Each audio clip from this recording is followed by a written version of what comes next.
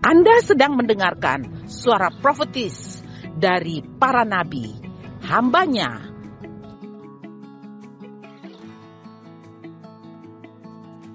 Dengarkanlah dan lakukanlah perintah Tuhan melalui para nabi, maka engkau akan berhasil. Selamat mendengarkan. Karena itu untuk memiliki mentalitas pemenang, hal yang ketiga yang perlu kita dapatkan, miliki dalam kehidupan kita, kita harus melatih. Kita harus menguatkan otot-otot kita dengan melatih otot-otot mentalitas pemenang itu di dalam kehidupan kita. Latihan menguatkan otot-otot untuk memiliki mental pemenang. Kita lihat di dalam 1 Samuel 17 ayat 3 sampai 7 dikatakan, tetapi Saul berkata kepada Daud, tidak mungkin engkau dapat menghadapi orang Filistin itu untuk melawan dia, sebab engkau masih muda, sedang dia sejak dari masa mudanya telah menjadi prajurit. Tetapi Daud berkata kepada Saul, hambamu ini biasa, hambamu ini biasa berdoa, hambamu ini biasa baca Alkitab, hambamu ini biasa pergi menginjil, hamba ini sudah biasa menengking setan, hamba ini sudah biasa. Ini latihan, latihan otot-otot untuk menjadi pemenang. Saya percaya waktu pertandingan futsal, kelompok futsalnya, kelompok IS ini, latihannya bukan main. Selama 1 bulan, 2 bulan, 3 bulan, tidak pernah berhenti latihan. Tapi kalah. Kenapa? Mau main baru latihan. Ronaldo, Messi menjadi yang terbaik bukan pas main baru latihan. Orang lagi tidur dia latihan terus. Ya. Bukan orang tidur mereka menjadi terbaik, semua pada tidur, orang latihan.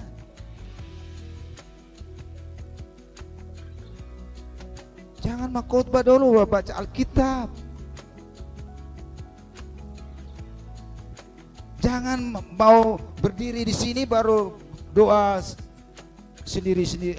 Mari kita tim ini WRP kita berdoa ya. Itu juga bagus, bukan tidak benar sana. Tapi di rumah itu.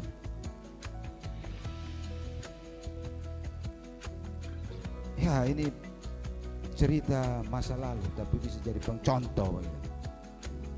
Kita mau melayani di sini, doa puasa, doa segala macam doa. Itu dari muda. Mau pimpin pujian ini kita puasa pribadi sendiri-sendiri. Nanti ada tim RP punya kelompok puasa tiap hari Rabu. Sehingga pada waktu naik itu luar biasa, powerful. Bukan mau naik dulu berdoa karena Tuhan pasti bela. Sama dengan mereka latihan hanya 1 bulan, menang 1 kali, kalah 5 kali. Ya ampun. Hei, mau jadi pemenang latihan biasa. Amin. Biasa baca Alkitab, biasa supaya kita tahu janji-janji Tuhan. Daud menjadi pemenang karena dia terbiasa. Nah, saya lanjut ya. Ayo baca. Gimana? Saya ulang. Tetapi Daud berkata kepada Saul, hambamu ini biasa mengembalakan kambing domba ayahnya. Apabila datang singa atau beruang yang menerkam seekor domba dari kawanannya, maka aku mengejarnya, menghajarnya dan melepaskan domba itu dari mulutnya. Wow. Amin. Lihat. Kemudian apabila ia berlari menyerang aku, maka aku akan menangkap janggutnya, lalu menghajarnya dan membunuhnya. Ya, yang pakai janggut jangan ditap. Amin. Ini terbiasa. Daud sudah terlatih. Tuhan melatih dia di padang gurun dalam mengembalakan domba ketika singa beruang datang menerkam si dombanya, dia datang menghancar singa dan beruang. Kalau singa dan beruang menerkam dia, dia memegang jenggot dan dia hancurkan. Itulah. Karena itu dia tidak takut menghadapi Goliat. Walaupun dalam perlengkapan senjata yang lengkap, Daud tidak takut. Kenapa? Dia sudah terlatih. Tadi Saul bilang, hei Daud, kau tidak bisa, masih muda, masih kecil, ingusan. Daud dalam hati, jangan coba, ini juga latihan juga di lapangan juga. Amin. Amin. Ya, satu kali jangan kita yang khotbah di sini. Ada nih hamba-hamba semua maju. Karena ada latihan. Daud latihan sembunyi-sembunyi. Bahkan kalau kita baca ceritanya, kakaknya, saya tahu kau punya ini, kepala batu, kau punya kenakalan, saya tahu itu. Kau sok berani saja. Daud itu bukan sok berani. Kakaknya bilang begitu karena kakaknya tahu dia itu latihan. Kakaknya latihan karate, kempo. Mungkin lagi latihan, Daud sembunyi-sembunyi, lihat, baru di lapangan di latihan. Ya, latihan. Jadi kalau lihat kakak-kakakmu lagi berdoa, jangan persetan orang berdoa, kita yang bukan, ya. Latihan. Karena Tuhan mau mengakhiri. Baik singa maupun beruang telah kuhajar oleh hamba-Mu ini. Dan orang Filistin yang tidak bersunat itu, ia akan sama seperti salah satu daripada binatang itu, karena ia telah mencemooh barisan daripada Allah yang hidup. Pula kata Daud, Tuhan yang telah melepaskan aku dari cakar singa dan dari cakar beruang, dia juga akan melepaskan aku dari tangan orang Filistin itu. Kata Saul kepada Daud, pergilah, Tuhan menyertai kau. Daud punya keyakinan yang pasti. Karena yang tadi, yang kedua, Daud mengenal siapa Allahnya. Karena punya pengalaman, Tuhan selalu menyertai dia, Tuhan selalu memelihara dia. Ketika situasi datang menerpa hidupnya, Daud tidak tergoncangkan. Daud menghadapi Goliat dan mengalahkan Goliat. Ini yang perlu kita lakukan. Lewat pengalaman hidup Daud bersama Tuhan, ia mampu melakukan hal-hal yang bagi orang itu mustahil.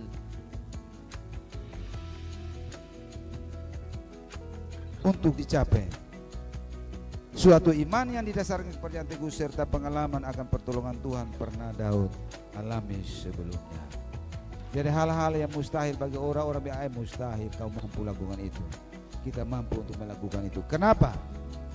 Karena kita sudah belajar, punya pengalaman, sudah terbiasa berjalan bersama Tuhan. Amin.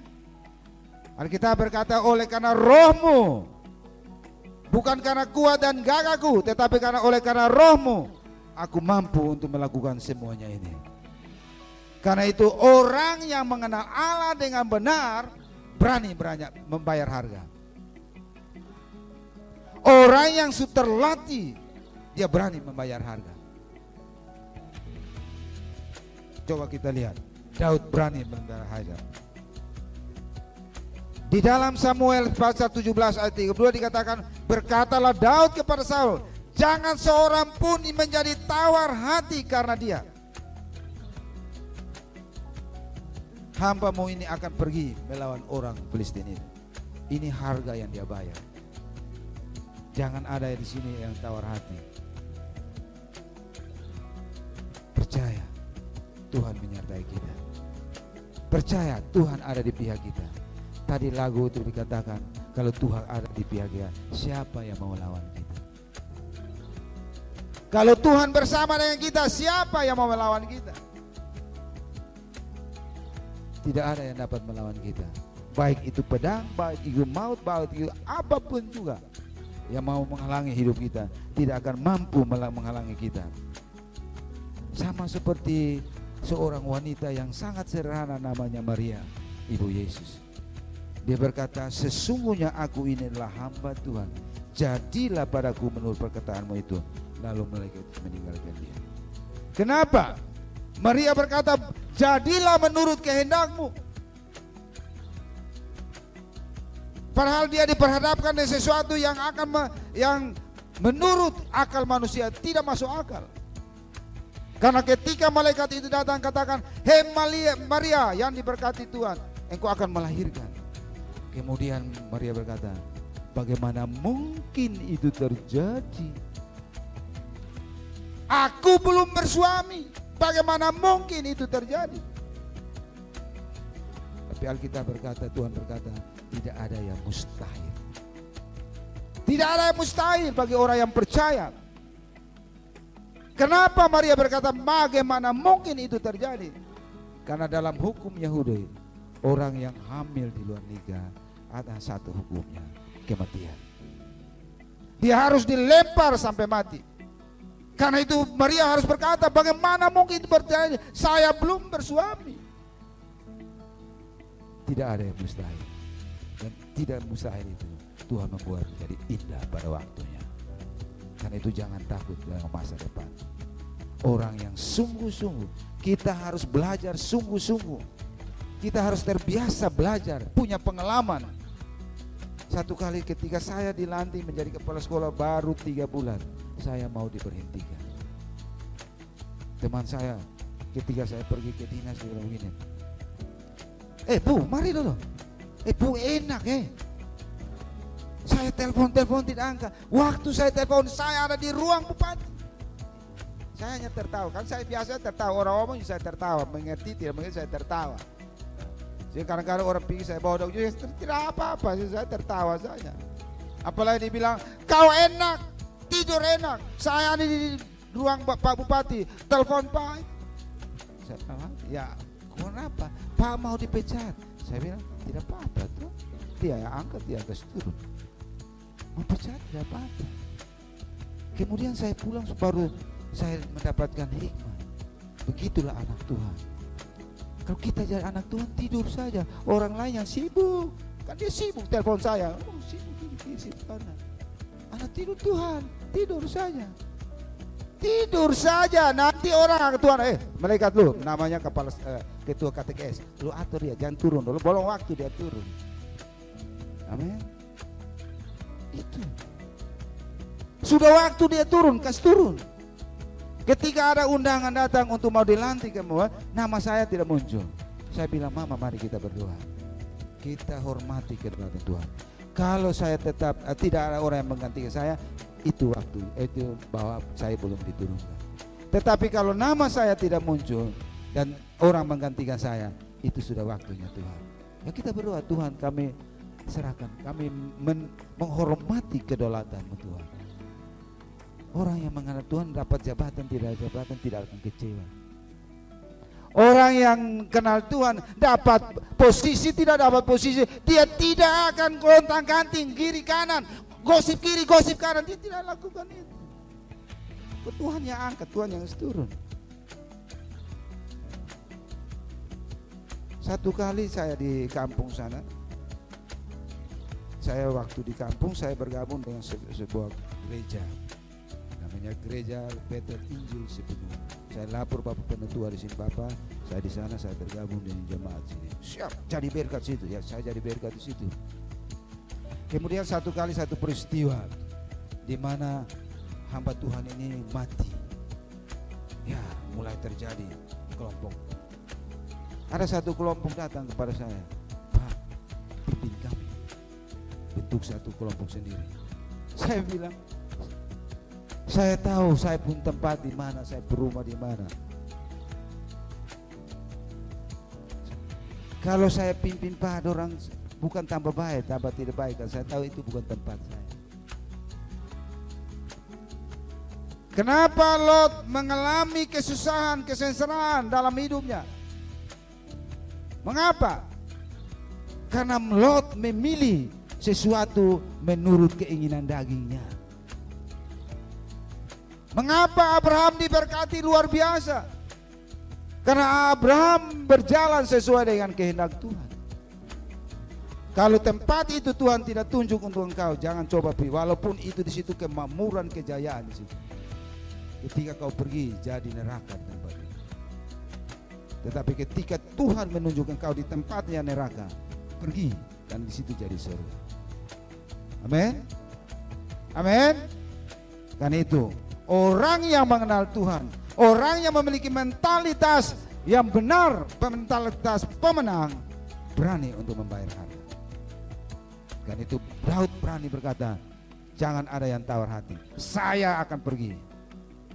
Karena saya tahu yang menyertai saya lebih dahsyat, lebih hebat, lebih luar biasa daripada yang situ.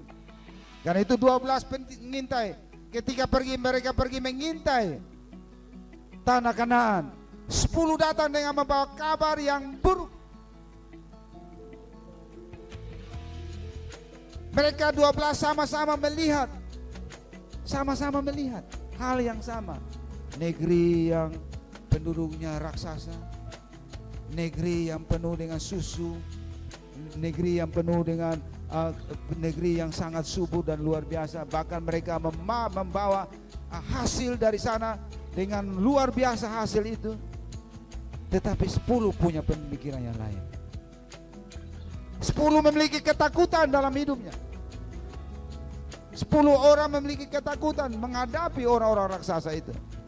Tetapi hanya 2 saja, yaitu Kaleb dan Yosua. Kaleb dan Yosua dan jangan takut. Yang menyertai mereka sudah tidak ada lagi. Kita akan telan mereka, bukan mereka yang telan kita. Kita yang akan telan. Kita akan yang mengalahkan mereka. Inilah yang disebut dengan mentalitas pemenang. Jangan memiliki mentalitas lemah dalam diri kita.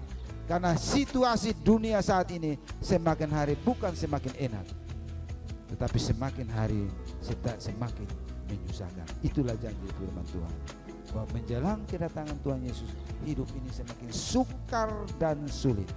Bahkan hari ini beras sudah harga 15.000 1 kilo. Mungkin dia akan menuju kepada 17, 20, 25.000 1 kilo. Dan itu sangat menyusahkan. Dan ini situasi kondisi ini akan menuju kepada sana. Tetapi jangan takut.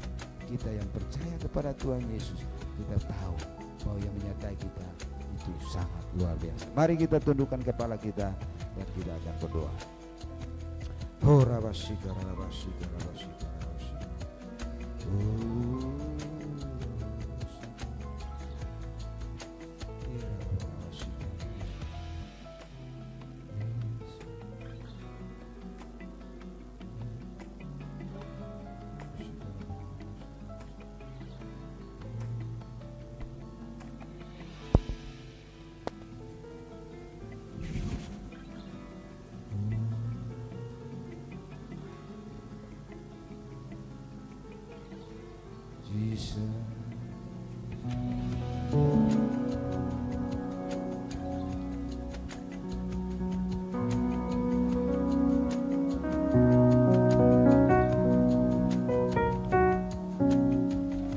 Anak-anak semua, situasi dunia ini semakin hari bukan menuju kepada kebaikan.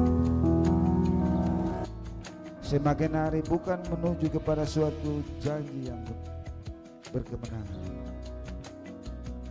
Tetapi dunia ini semakin hari semakin sukar dan sulit. Dan supaya kita bisa keluar daripada kondisi ini, kita harus belajar. Kita harus memiliki mental pemenang dalam hidup kita. Supaya kita bisa memiliki mental yang kuat di dalam kehidupan kita, kita harus tahu bahwa kita memiliki potensi itu. Kita memiliki potensi pemenang. Dan Tuhan sudah memberikan kepada kita semua kuasa sebagai seorang pemenang.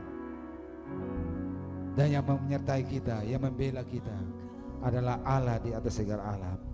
Adalah Tuhan di atas segala Tuhan. Adalah Tuhan yang membelah laut Kulsum, yang membuat bangsa Israel melewatinya. Adalah Tuhan yang juga membelah sungai Yordan sehingga bangsa Israel bisa mencapai Kanaan. Dialah Tuhan juga yang menyertai bangsa Israel untuk mengusir bangsa-bangsa raksasa yang menurut 10 orang pengintai itu mereka seperti belalang dan orang-orang Kanaan itu seperti raksasa. Tetapi itulah Allah kita yang telah membela, yang mengalahkan orang-orang raksasa itu dalam kehidupan kita. Dan kita sebagai anak-anaknya, Dia yang akan membela hidup ini. Karena itu yang dibutuhkan oleh Tuhan. Mari kita belajar mengenal Dia dengan sungguh-sungguh. Belajar dalam pengalaman hidup bersama-sama Dia. dalam doa-doa kita, dalam membaca Alkitab, di dalam berfellowship antara satu dengan yang lain. Karena kesuksesan kita itu ditentukan dengan pengenalan kita akan Tuhan.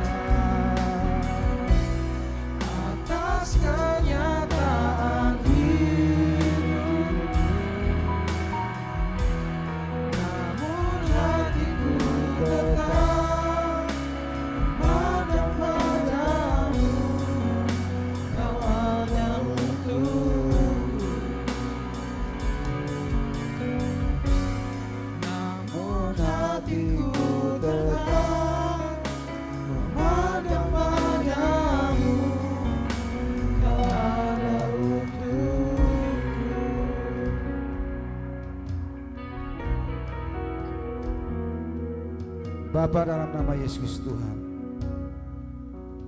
kami nyatakan di hadapan hadirat-Mu bahwa kami tetap ada di hadapan hadirat-Mu. Kami mau belajar untuk mengenal Engkau. Kami bersyukur Tuhan bahwa Engkau telah memberikan kepada kami kuasa menjadi seorang pemenang Tuhan. Mari Tuhan, latih kami Tuhan, bimbing kami ya Tuhan, supaya kami muncul sebagai pemenang-pemenang di dalam kehidupan kita. Menjadi pemenang-pemenang di sekolah kami ya Tuhan, menjadi pemenang-pemenang di dalam kuliah kami ya Tuhan, menjadi pemenang-pemenang dalam pekerjaan kami ya Tuhan, menjadi pemenang-pemenang di dalam kami bersosialisasi antara satu dengan yang lain ya Tuhan, supaya lewat kehidupan kami nama-Mu dipuji, nama-Mu dipuji, nama-Mu ditinggikan ya Tuhan. Terima kasih Bapa. Hamba menyerahkan seluruh anak-anak kami ke dalam tangan-Mu. Kami mohon berkat daripada Allah Bapa dan Roh Kudus, berkat dari Tuhan Yesus dicurahkan atas mereka semua. Hanya di dalam nama Tuhan Yesus kami sudah berdoa kepada Bapa di surga. Haleluya. Amin. Shalom.